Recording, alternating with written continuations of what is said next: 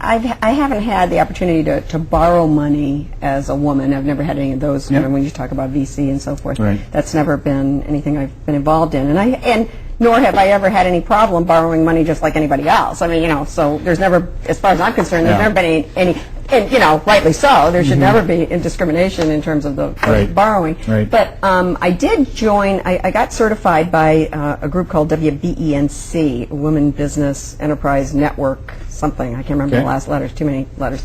And it's costly to go through that process, and it took like 3 months. But that is supposed to put women-owned businesses in a position to bid on contracts and get, if there's preferential treatment. Okay. And there's a lot of Fortune 500 companies, and I joined it because I was trying to get more in front of refiners and those types of industries, public utilities and so forth. And probably you run into it with construction, but I'll tell you, I got that a year and a half ago, and it was recommended that we go through that.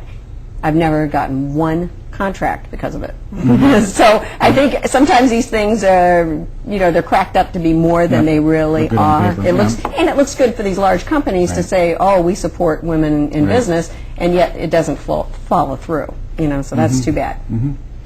Let me follow up with that that question I told you guys about. I wanted to ask was the programs that are specifically developed for women, government programs, special programs. How do you feel about that? Is that, as women leaders who've kind of worked yourself up, I don't know, is that something that you think is necessary and is good for as I just described for me, I haven't seen the benefit of it, and I've never had any problem, 30 years, competing head-to-head, and I have government contracts that I compete for.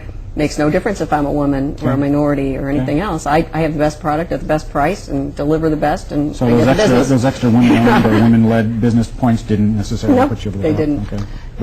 Well, same from my company. Okay.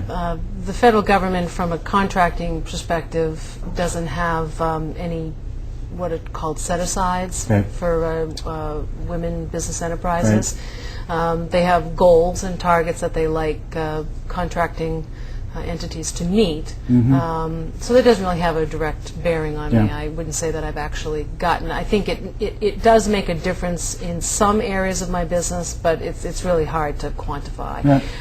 I think that it is important for women to be able to, especially startup entities and young organizations that are not matured. My company is fully matured. We've been around since 1945, so it makes a big difference. And traditional businesses like yours, construction or manufacturing in particular, I mean, when you talk about going to banks or VC, it's like they don't care who's at the top. It's what's at the bottom line. Well, what's your balance sheet look like? So final thing I wanted to ask. I didn't know how to phrase this question. I gave you this one in advance, but how will we know what are the metrics we're going to use, and what are the indicators going to be when we stop? How do we know when to stop having the Women of the Year, Women to Watch programs, where it's just gender equal, where that issue doesn't even come up? Will that ever happen? I'm phrasing it poorly, but you know what I'm trying to get at. No. There's always going to be a fresh crop of kindergartners. In the business instructions that I've given to other aspiring entrepreneurs over the years, I always wondered, well, now when am I going to get to teach the college level course? But I'm really a better kindergarten teacher, I suppose, because the startup is so interesting for so many people, because we started with like nothing and bought a piece of equipment and went forward with the skills that I already possessed. And I just think that role modeling, especially for women, is really a tried and true learning approach, and I hope that we never do. I hope that we don't need it, but I believe that we always will. And when you really look at, who controls the money in the world, well, women will always be at a sort of a disadvantage. Well, it sounds like there's an indicator there. When women control more of the money in the world? Well, and I'd like to add something to that, is that what I look at are the number of women in top CEO jobs in Fortune 500 companies, and the last number I read was that we are at 16%.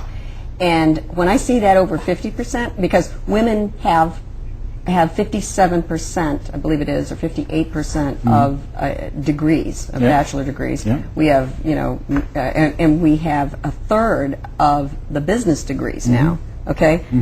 so doesn't it stand to reason that we should be at least a third of the CEOs?